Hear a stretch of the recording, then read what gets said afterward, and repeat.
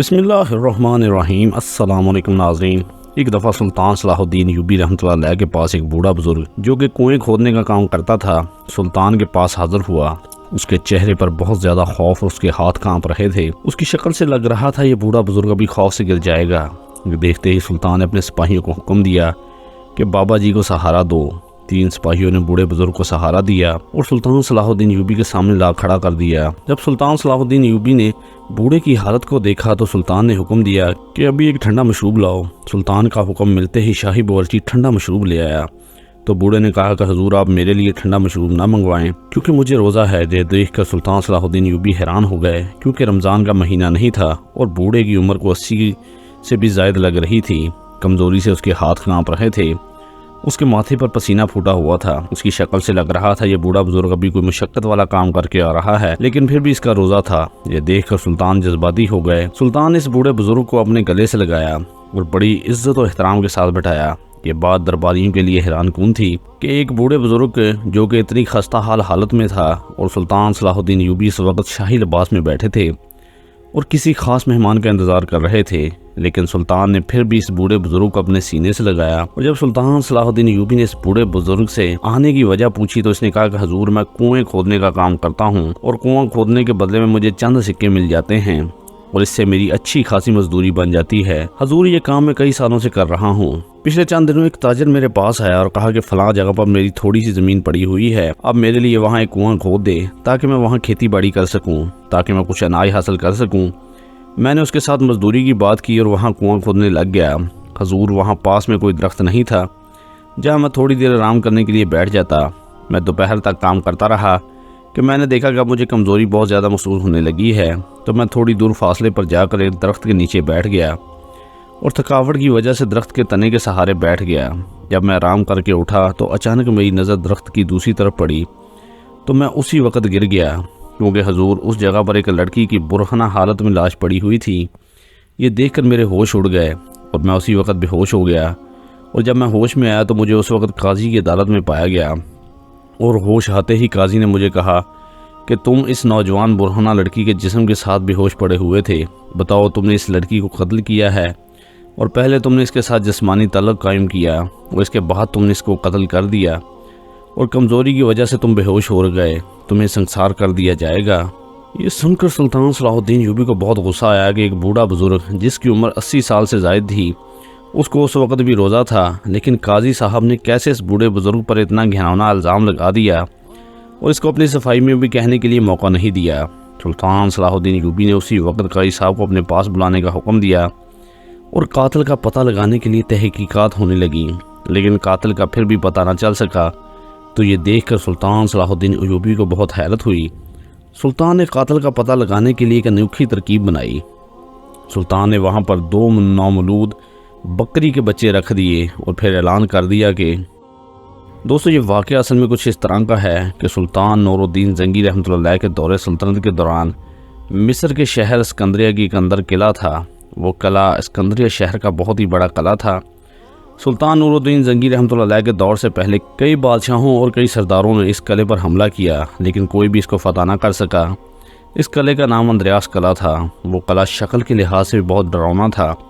اور اس قلعے کو فتح کرنا اس لیے بھی ناممکن تھا کیونکہ وہ قلعہ ایک پہاڑی کی چوٹی پر بنایا گیا تھا، اور جب بھی اس قلعے کے گرد کوئی بھی دشمن محاصرہ کرنے کے لیے جاتا تو وہ قلعہ بلندی پر ہونے کی وجہ سے اس قلعے میں موجود سپاہی دور سے ہی دشمنوں کو ارادوں کو جانچ لیتے، اور اس لیے اس قلعے کے 10 میل قریب آنے سے پہلے ہی سپاہی ان پر تیروں کی برسات کر دیتے تھے اور وہ قلعے کے قریب پہنچنے سے پہلے ہی ان سپاہیوں کو کام تمام کر دیتے، اور یہی وجہ تھی کہ وہ قلعہ کوئی بھی فتح نہ کر سکا۔ بہرحال وقت گزرتا رہا اور اس قلعے پہ حکومت کرتے ہوئے قلعوں کے حاکم کو تقریباً 30 سال گزر چکے تھے، اور ان 30 سالوں میں اس قلعے پر تقریباً 55 بار حملہ ہوا، لیکن جس نے بھی حملہ کیا وہ اس قلعے کو فتح نہیں کر سکا، اور اب اس قلعے کا سردار بھی پرسکون ہو چکا تھا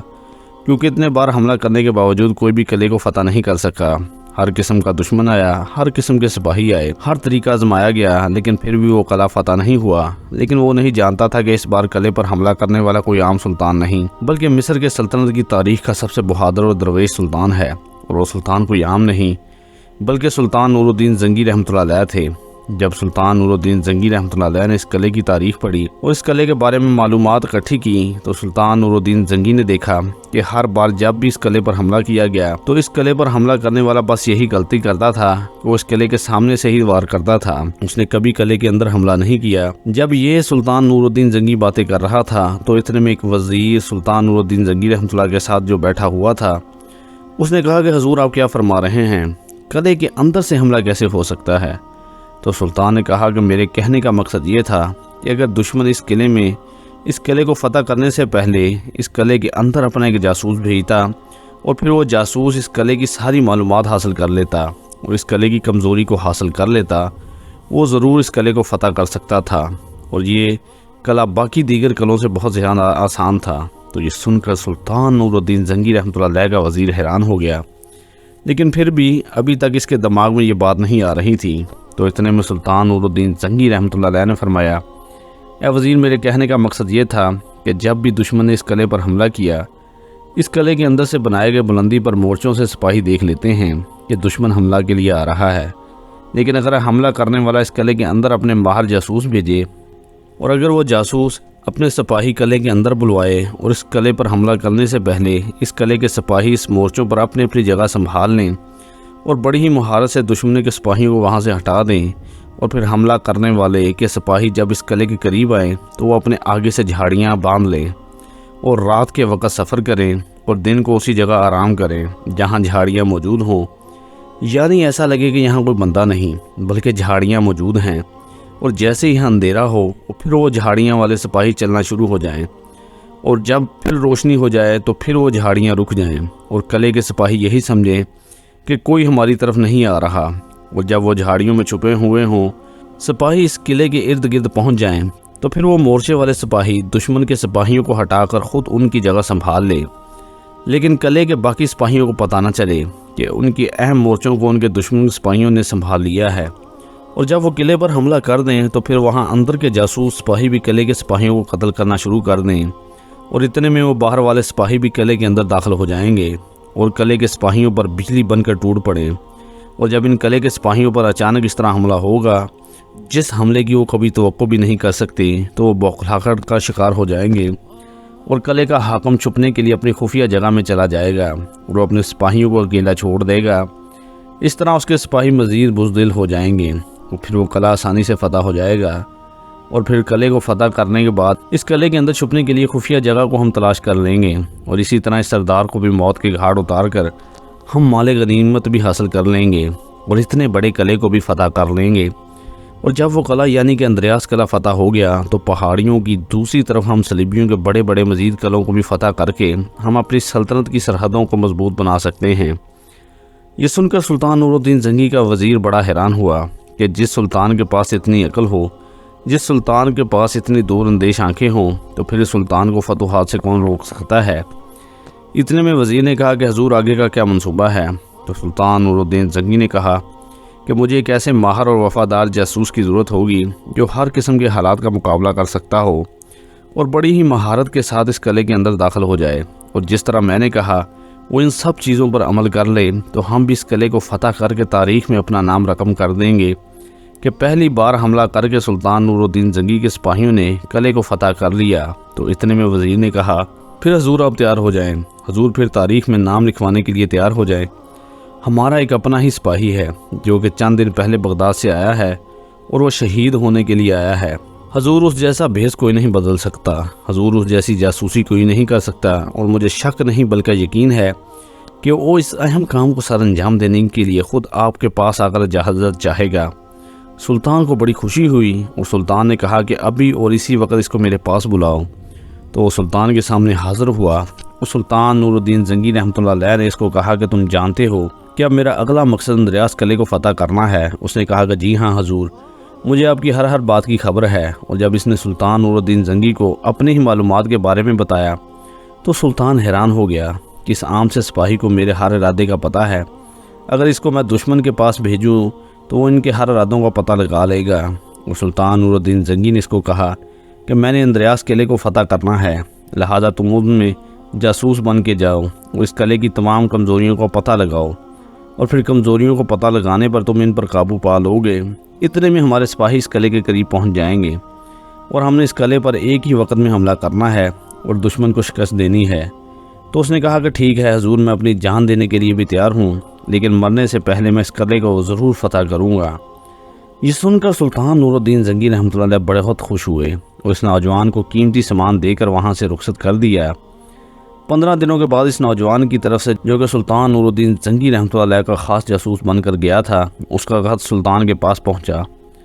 اس نے خط میں لکھا کہ حضور آپ اپنے ہی سپاہی لے کر اس قلعے کے گرد محاصرہ کر لیں، میں نے اپنا کام کر دیا۔ سلطان نور الدین زنگی رحمۃ اللہ علیہ نے چند دنوں کے اندر اندر اس قلعے کو فتح کر کے تاریخ رقم کر دی، کیونکہ جس قلعے کو فتح کرنے کے لیے سلطان نور الدین زنگی رحمۃ اللہ علیہ سے پہلے 55 دفعہ اس قلعے پر حملہ کیا گیا اور لیکن اس کو کوئی بھی فتح نہ کر سکا، اور یہ فتح سلطان نور الدین زنگی رحمۃ اللہ علیہ کی عظیم فتح تھی۔ جب سلطان نور الدین زنگی نے اس نوجوان کی بہادری اور دلیری کو دیکھا تو سلطان نور الدین زنگی رحمۃ اللہ علیہ نے اس سے متاثر ہو کے اسے قلعے کا حاکم اسی نوجوان کو بنا دیا، جو نوجوان بڑی ہی مہارت کے ساتھ جاسوسی کر کے جس نے قلعے کو فتح کرنے میں سلطان نور الدین زنگی کی مدد کی۔ وقت گزرتا رہا اور وہ نوجوان چند دنوں کے اندر اندر اس قلعے کا سب سے مضبوط ترین حاکم بن گیا۔ وقت گزرتا رہا، اسی دوران اس قلعے کے حاکم پر بازار کی ایک خوبصورت تاجر عاشق ہو گئی۔ اس نے بڑے بازار کے سامنے ایک دن قلعے کے حاکم کو بازار کا دورہ کرتے ہوئے اپنی محبت کا اظہار کر دیا۔ وہ لڑکی کوئی لڑکی نہیں تھی بلکہ بلا کی خوبصورت تھی۔ اس کی آنکھیں ہرنے جیسی، اس کا چہرہ بھی بہت خوبصورت، اس کے چلنے کا انداز، اس کی باتوں میں مٹھاس نے بھی اس قلعے کے حاکم کو اپنے پیار میں قابو کر لیا۔ چند دنوں کے بعد سلطان نور الدین زنگی رحمۃ اللہ کی اجازت کے بعد اس قلعے کے حاکم نے اس تاجر لڑکی سے شادی کر لی۔ وقت گزرتا رہا اور 1 سال بعد اس قلعے کے حاکم کے ہاں بچے کی پیدائش ہوئی۔ جب بچے کی پیدائش ہوئی تو بازار میں ایک دائی ماں رہتی تھی جس نے بچے کی پیدائش کروائی۔ جب بچی کی پیدائش ہوئی تو اس نے دیکھا کہ خوبصورت لڑکی، اور وہ لڑکی بھی بے انتہا اور غضب کی خوبصورت تھی۔ دائی ماں کے دل میں لالچ آ گیا۔ اس نے کہا کہ اگر اس لڑکی کی جگہ میں کوئی اور بچہ رکھ دوں اور جب یہ لڑکی جوان ہو گئی تو پھر یہ لڑکی ہزاروں سونے کے سکے کی عوض منڈی میں بک جائے گی، کیونکہ یہ اتنی خوبصورت اور حسین و جمیل ہے کہ اس کو کوئی بھی بادشاہ خریدنے کے لیے تیار ہو جائے گا۔ بدقسمتی سے اس دائی ماں نے ایک اور نومولود بچے کو اس کی ماں کے ساتھ سلا دیا اور اس لڑکی کو اپنی ایک ملازمہ کے ذریعے قلعے سے باہر بھجوا دیا۔ جب قلعے کے حاکم نے سنا کہ اس کے ہاں لڑکے کی پیدائش ہوئی ہے تو بڑا خوش ہو گیا اور قلعے کے اندر جشن کا انتظام ہو گیا، لیکن قلعے کا حاکم نہیں جانتا تھا کہ اس کی بچی کی جگہ دائی ماں نے دوسرا بچہ رکھ دیا ہے جو کہ اس کا اپنا نہیں، اور اس کی اپنی بچی ایک ظالم عورت کے ہاتھوں میں چلی گئی۔ شاید قدرت کو یہی منظور تھا۔ وقت گزرتا رہا اور وقت گزرتے گزرتے تقریباً 18 سال گزر گئے۔ اب سلطان صلاح الدین ایوبی رحمۃ اللہ علیہ کی مصر کے اوپر حکومت تھی۔ اب وہ لڑکی جو کہ قلعے کی حاکم کی بیٹی تھی اس ظالم عورت کی جھونپڑی میں پرورش پا رہی تھی۔ یہ اس دائی کی وہ لڑکی پہلا شکار نہیں تھی، بلکہ اس سے پہلے وہ اپنی جوانی سے لے کر جب سے اس نے یہ پیشہ سنبھالا ہے وہ خوبصورت لڑکیوں کو چرا لیتی اور جیسے ہی وہ اپنے بالغ پن میں پہنچتی تو ان کو آگے بھیج دیتی، اور اسی طرح کرتے کرتے وہ اس سے پہلے بھی کئی لڑکیوں کو فروخت کر چکی تھی۔ اب اس دائی ماں کی عمر 60 سال سے اوپر ہو چکی تھی اور اسی طرح اس نے کئی لڑکیوں کو بیچ چکی تھی، لیکن اس سے پہلے اس نے بھی جس بھی لڑکی کو بیچا تھا اس کی عمر یا تو 10 سے 12 سال یا زیادہ سے زیادہ 14 سال ہوتی، لیکن اس بار اس نے قلعے کی حاکم کی بیٹی کو 18 سال تک بھی نہیں بیچا، کیونکہ وہ جانتی تھی کہ جب یہ نوجوان ہو جائے گی تو یہ دگنی قیمت پر فروخت ہوگی، وہ اس سے میرے بڑھاپے کا سہارا بن جائے گا۔ اور اس بوڑھی دائی کا اپنی آخرت سہارا وہی لڑکی تھی، کیونکہ وہ جانتی تھی کہ اس کو بیچ کر میں بہت بڑی رقم کماؤں گی، لیکن اس لڑکی کو نہیں پتہ تھا کہ یہ دائی ماں میری اصل میں ماں نہیں ہے، اور جب میں جوان ہو جاؤں گی تو یہ مجھے کسی نہ کسی بیوپاری کے ہاتھوں بھاری قیمت پر بیچ دے گی، اور پھر میرے آگے قسمت کہاں لکھی ہے وہ لڑکی نہیں جانتی تھی۔ ایک حاکم کے گھر میں پرورش پانے والی لڑکی ساری زندگی ایک دائی ماں کے ہاتھوں غربت کی زندگی گزار رہی تھی۔ جب اس کی عمر 18 سال ہوئی تو اس دائی ماں نے اس کو اپنے ساتھ لیا، وہ اس کو ایک بازار میں لے گئی، کیونکہ وہ جانتی تھی کہ جب بازار میں اس کو کوئی نہ کوئی تاجر دیکھے گا یا کوئی نہ کوئی بیپاری دیکھ کر اس پر عاشق ہو جائے گا، اس کو خریدنے کے لیے تیار ہو جائے گا۔ جیسے وہ دائی ماں بازار میں پہنچی تو بازار میں داخل ہوتے ہی اس لڑکی پر ہزاروں تاجروں کی نظر پڑ گئی۔ پورے بازار کے تاجر وہاں اکٹھے ہو گئے اور اس پری نما شہزادی کو دیکھ کر ہر تاجر کی آنکھیں پھٹی پھٹی رہ گئیں، کیونکہ وہ نام کی تو ایک دائی کے ہاتھوں پلنے والی لڑکی تھی، لیکن شکل سے وہ کسی شہزادی سے کم نہیں تھی۔ کوئی تاجر کہتا کہ اتنے میں میرے پاس فروخت کر دو تو کوئی کہتا اتنے میں فروخت کر دو، बाजार के अंदर हलचल मची हुई थी और हर ताजर अपनी औकात के मुताबिक इसकी बोली लगा रहा था। इतने में एक ताजर जिसकी उम्र तकरीबन 30 साल हो चुकी थी, उसने अभी तक शादी नहीं की थी, वो ये सारा मंजर बैठा देख रहा था। वो लड़की के चेहरे से देख रहा था कि इसको कुछ पता नहीं है कि आगे इसके साथ क्या होने वाला है। वो तो हजूम को देखकर बहुत घबरा रही थी, लेकिन अभी तक इस लड़की को इस हकीकत का पता नहीं चला था कि आखिर मेरे साथ क्या होने वाला है। लेकिन वो ताजर जानता था कि ये पेशा तो दाई माँ का पुराना है, ये इस लड़की को बेचने के लिए यहाँ लाई है। इसने दिल में सोचा कि मैंने सारी ज़िंदगी हराम की दौलत कमा कर मैंने लड़कियों की इज्जत के साथ खेला, सारी ज़िंदगी मैंने अपने पैसे को हराम में इस्तेमाल किया, कभी किसी गरीब की मदद नहीं की, कभी किसी यतीम पर एक सिक्का भी खर्च नहीं किया, सारी ज़िंदगी मैं तौल खानों में अपनी दौलत को लौटाता रहा। क्यों ना मेरे पास मौका है, क्यों ना मैं अपनी इस हराम की कमाई से इस लड़की को ख़रीद कर इसकी ज़िंदगी को संवार लूँ। वो सारे ताजरों के सामने हजूम को काटता हुआ इस दाई माँ के पास पहुँचा और कहा, बताओ तुम इस लड़की की क्या कीमत लगाती हो। उसने कहा कि इस बाज़ार में हर ताजर अपनी अपनी कीमत लगा रहा है, इनसे सबसे ज़्यादा कीमत लगा लो तो ये लड़की तुम्हारे हवाले कर दूँगी। ये सुनकर उस दाई माँ की बेटी, जो कि असल में कले के हाकिम की बेटी थी, उसने कहा, अम्मा जान आप ये क्या कह रही हैं, आप ये सब बातें क्यों कर रही हैं, क्या आप किस चीज़ को बेचने की बातें कर रही हैं। तो इतने में इस ताजर ने कहा, लड़की तुम्हें कुछ पता नहीं, मैं तुम्हें सब हकीकत से आगाह करता हूँ, ये दाई माँ तुम्हारी असल माँ नहीं है, इसने ज़रूर तुम्हें किसी जगह पैदाइश के वक्त चुरा लिया और ये तुम्हारी परवरिश 18 सालों सिर्फ तुम्हें मंडी में बेचने के लिए कर रही थी,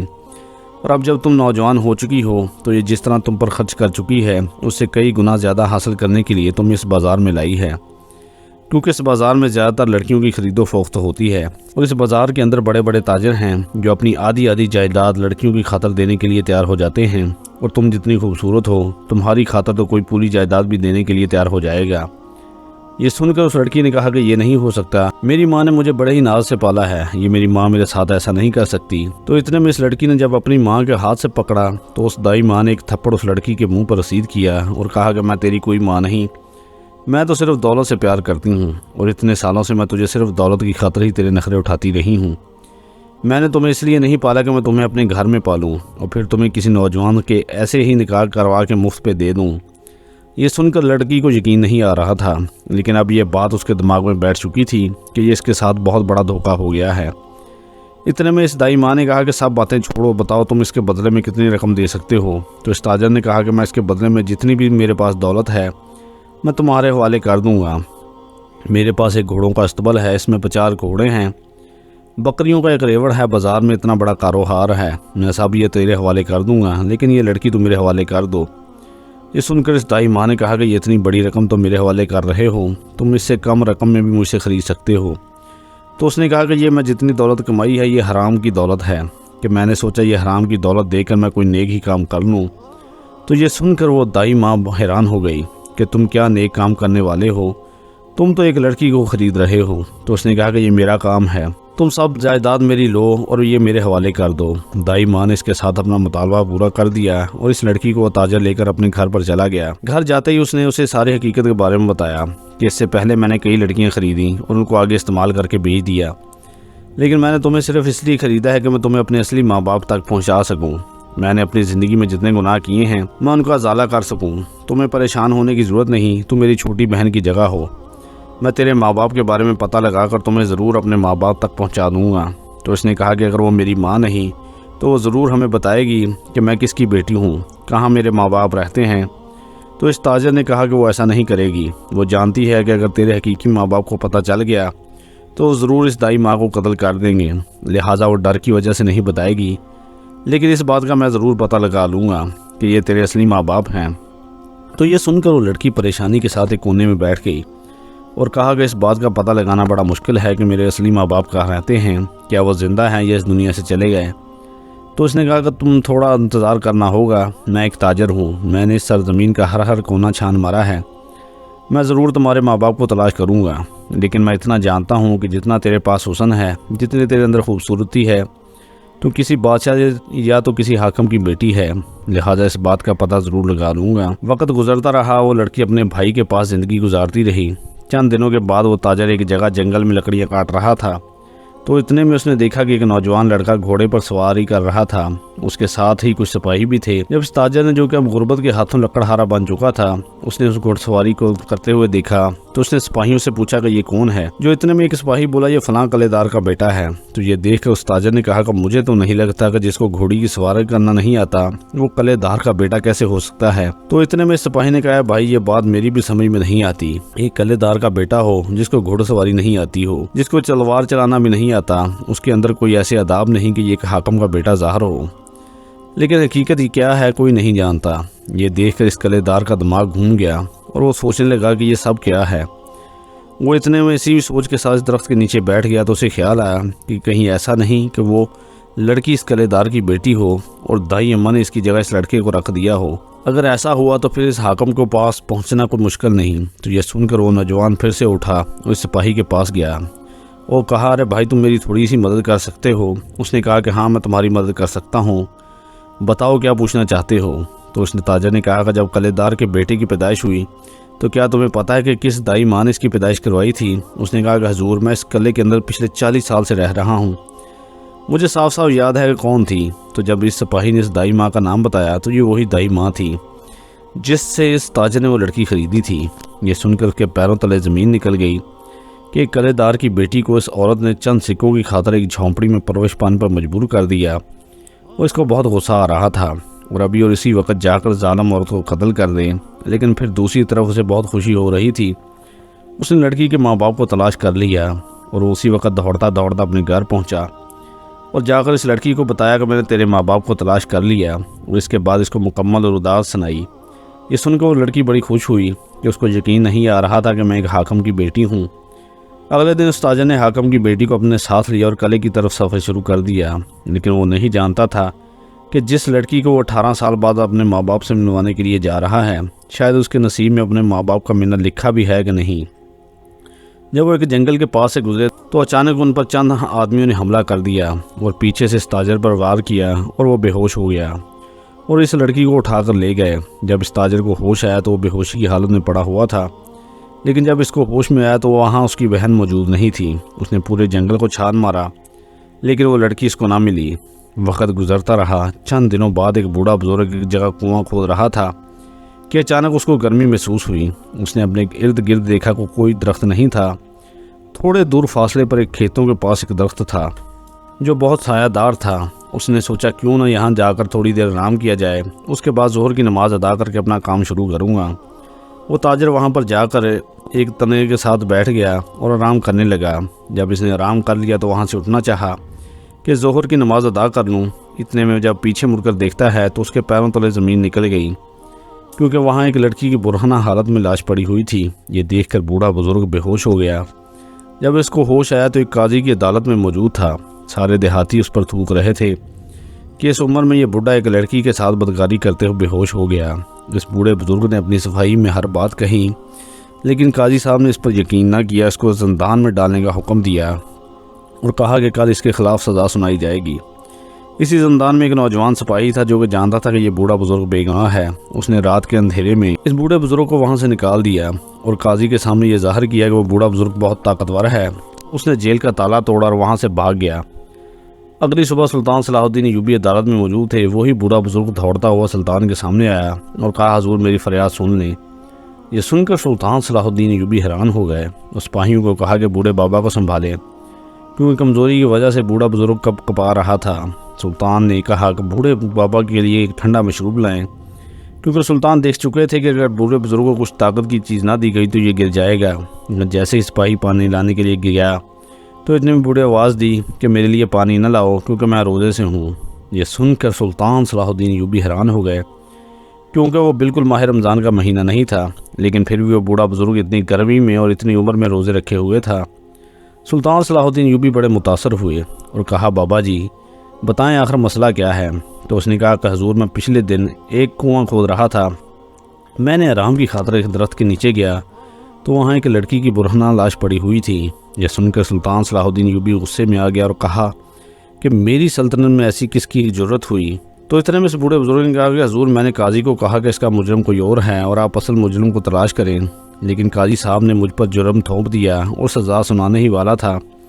کہ مجھے ایک نوجوان سپاہی نے وہاں سے نکال دیا۔ اگر وہ مجھے وہاں سے نہ نکالتا تو وہ قاضی مجھے اس بدنامی کی موت کے لیے دھکیل دیتا۔ یہ سن کر سلطان صلاح الدین ایوبی کو غصہ آیا اور سلطان اس لڑکی کے بارے میں تحقیقات کروائیں اور اس کو قاتل کو پکڑوانے کی پوری کوشش کی، لیکن نہ ہی اس لڑکی کے بارے میں پتہ چل سکا اور نہ ہی اس قاتل کے بارے میں پتہ چل سکا۔ یہ سن کر سلطان صلاح الدین ایوبی حیران ہو گئے اور سلطان نے اپنے سپاہیوں کو کہا کہ جس جگہ لڑکی کی لاش پڑی ہوئی تھی اس جگہ پر چند سپاہی چھپا کر بٹھا دو اور اس جگہ پر جو بھی کوئی حرکت ہو مجھے آ کر بتانا۔ سلطان صلاح الدین ایوبی کے سپاہی وہاں پہنچ گئے اور بڑی ہی مہارت کے ساتھ وہاں پر نگرانی کرنے لگے۔ اتنے میں سلطان صلاح الدین ایوبی کی عدالت میں پریشانی کی حالت میں بیٹھے ہوئے سوچ رہے تھے کہ ایک لڑکی کے ساتھ زیادتی کر کے اس کو قتل کر دیا گیا، لیکن نہ ہی اس کا قاتل پکڑا گیا اور نہ اس کے ماں باپ کا پتہ چل سکا۔ تو اتنے میں سلطان صلاح الدین ایوبی کے سپاہی بکری کے 2 بچوں کو پکڑ کر لائے۔ یہ دیکھ کر سلطان نے کہا کہ یہ کیا ہے؟ تو انہوں نے کہا کہ حضور جب ہم وہاں نگرانی کر رہے تھے تو ہم نے دیکھا کہ وہاں 2 بکری کے بچے اپنی ماں سے بچھڑے ہمارے پاس آ گئے اور اس لیے ہم ان کو پکڑ کر آپ کے پاس لائے۔ تو یہ سن کر سلطان نے کہا ان کا مجرم کو پکڑنے کے ساتھ کیا تعلق تھا؟ تم جاؤ اور وہاں جا کر پتہ کرو کہ اس کا اصل مالک کون ہے۔ تو سپاہیوں نے کہا کہ حضور ہم نے پوری کوشش کی لیکن اس کا مالک کوئی نہیں مل سکا۔ یہ سن کر اس بوڑھے بزرگ نے کہا کہ حضور میرے پاس ایک ترکیب ہے جس سے ہم ان 2 بکری کے بچوں کے ذریعے اس لڑکی کا اور اس کے قاتل کا پتہ لگا سکتے ہیں۔ یہ سن کر سارے درباری حیران کہ بکری کے 2 بچوں کے ذریعے ہم قاتل کو کیسے پکڑ سکتے ہیں۔ تو اس بوڑھے بزرگ نے کہا کہ حضور یہ جو بھی چرواہا تھا جو بکری کے بچیوں کو چرا رہا تھا اس جگہ ہر روز آتا ہوگا اور ضرور جس دن اس لڑکی کے ساتھ زیادتی کی گئی اس کو وہاں پھینک کر یہ سارا منظر اس چرواہے نے بھی دیکھا ہوگا، لیکن چونکہ وہ ڈر کی وجہ سے آج اس جگہ کے قریب بھی نہیں آیا، لیکن بکری کے بچے وہاں عادی ہو چکے تھے، لہذا جیسے ہی وہ وہاں پاس سے گزرا بکری کے بچے وہاں آ گئے ہوں گے۔ اور اگر آپ اپنے ایک سپاہی کو ایک بیپاری بنا کر یہ بکری کے بچے دیں اور ان کو حکم دیں کہ یہ جا کر منڈی میں بیچنے لگے، لیکن یہ سب ہم ناٹک کرنا ہے۔ ہم جانتے ہیں کہ جیسے یہ سپاہی وہ بکری کے بچے لے کر اس منڈی میں جائے گا تو اس کا مالک ان کو ڈھونڈتا وہاں ضرور پہنچ جائے گا، اور اگر اس بکری کے بچوں کا مالک مل گیا تو سمجھو لڑکی کا قاتل بھی مل جائے گا۔ یہ ترکیب سلطان صلاح الدین ایوبی کو بڑی پسند آئی اور سلطان نے کہا کہ ٹھیک ہے۔ اگلے دن سلطان صلاح الدین ایوبی کے خاص سپاہی بیوپاری بن کر بازار میں پہنچ گئے۔ سارا دن بیٹھے رہے لیکن کوئی بھی خریدار ان کے پاس نہیں آیا کیونکہ وہ بہت چھوٹے تھے۔ شام کا وقت ہو رہا تھا، سپاہی واپس پلٹنے لگے تو اتنے میں ایک بوڑھا بزرگ ہانکتا ہوا سلطان کے سپاہیوں کے پاس آیا اور کہا کہ یہ بچے تم نے کہاں سے لیے؟ یہ تو میرے بچے ہیں، تم چور ہو، چیخنے چلانے لگا۔ تو اتنے میں ان سپاہیوں نے اس کو پکڑا اور سلطان صلاح الدین ایوبی کی عدالت میں لے آئے اور کہا کہ یہی وہ چرواہا ہے جس نے کہا کہ میں ان بکری کے بچوں کا مالک ہوں۔ یہ سلطان صلاح الدین ایوبی نے کہا کہ یا تو تم بتا دو اس دن اس لڑکی کی لاش کو کس نے پھینکا یا پھر تم مرنے کے لیے تیار ہو جاؤ۔ تو اس نے کہا حضور میں بتانے کے لیے تیار ہوں لیکن آپ مجھے معاف کر دیں۔ تو سلطان نے کہا کہ بتاؤ۔ اس دن حضور اندراس قلعے کے حاکم کا بیٹا اور اس کے سپاہی اس لڑکی کو وہاں پھینک کر گئے تھے اور میں یہ سارا منظر دیکھ رہا تھا۔ انہوں نے مجھے بھی کہا تھا کہ یا تو اپنی زبان بند رکھو گے یا پھر تمہیں ہمارا حاکم قتل کر دے گا، اس لیے میں نے اپنی موت کی ڈر کی وجہ سے کسی کے آگے نام نہیں لیا، لیکن میں جانتا ہوں کہ اس لڑکی کے قاتل وہ اندریاس قلعے کے حاکم کا بیٹا ہے۔ یہ سن کر سلطان صلاح الدین ایوبی شدید غصے میں آ گئے اور حکم دیا کہ ابھی اور اسی وقت اس قلعے کے حاکم کو اور اس کے بیٹے کو عدالت میں حاضر کرو۔ سلطان کا ایجنٹی پیغام لے کر حاکم کے پاس گیا۔ اگلے دن وہ حاکم اور اس کا بیٹا سلطان صلاح الدین ایوبی کی عدالت میں حاضر ہو گئے۔ سلطان صلاح الدین ایوبی نے قلعے کے حاکم کو ساری واردات سنائی اور کہا کہ اب تیرے بیٹے کو پھانسی ہوگی کیونکہ تیرا بیٹے پر جرم ثابت ہو چکا۔ جب اس نوجوان کو سلطان صلاح الدین ایوبی نے پھانسی کی سزا دی تو قلعے کے حاکم چیخنے چلانے لگا اور کہا حضور مجھ پر رحم کریں، میرا اکلوتا ہی بیٹا ہے، آپ اس کو یہ سزا نہ دیں۔ تو اتنے میں ایک آدمی دوڑتا ہوا عدالت میں اور کہا حاکم صاحب آپ کو رونے کی ضرورت نہیں، یہ آپ کا بیٹا نہیں۔ یہ سن کر سلطان اور سارے درباری حیران ہو گئے کہ یہ کیا کہہ رہا ہے۔ تو اتنے میں استاجر نے سلطان صلاح الدین ایوبی کے سامنے ساری رودات سنائی کہ کس طرح دائی ماں نے اس بچی کی جگہ اس لڑکے کو رکھ دیا تھا اور کس طرح نوجوان کے قلعے کے حاکم کے ہاں یہ پرورش پاتا رہا اور کس طرح قلعے کی حاکم کی بیٹی ایک دائی ماں کے ہاتھوں پرورش پاتی رہی اور کس طرح میں نے اس کو خریدا اور کس طرح میں آپ کے پاس لے کر آ رہا تھا کہ راستے میں آپ کے بیٹے کے سپاہیوں نے ہم پر حملہ کر دیا اور آپ کی بیٹی کو اٹھا کر لے گئے۔ جو لڑکی 18 سال سے اپنے ماں باپ کو ملنے کے لیے تڑپ رہی تھی، آج اس کے خوابوں کو تیرے بیٹے نے، جو کہ اصل میں تیرا بیٹا ہی نہیں، اس نے چکنا چور کر دیا۔ یہ سن کر قلعے کا حاکم کا کلیجہ پھٹنے لگا اور اس نے سلطان کو کہا کہ حضور اگر آپ اجازت دیں تو میں اپنے ہی ہاتھوں سے اس نوجوان کو پھانسی پر چڑھانا چاہتا ہوں۔ پھر سلطان صلاح الدین ایوبی نے اس بوڑھے بزرگ کی عقل مندی کی وجہ سے اس کے قاتل کو بھی تلاش کر لیا اور اس قلعے کے حاکم نے اپنے ہی ہاتھوں سے اپنے ہاتھوں پر پرورش پانے والے بیٹے کو پھانسی پر چڑھا دیا۔ اور پھر سلطان صلاح الدین ایوبی رحمۃ اللہ علیہ اور قلعے کے حاکم نے چند دنوں کے اندر اس ظالم دائی ماں کو تلاش کر کے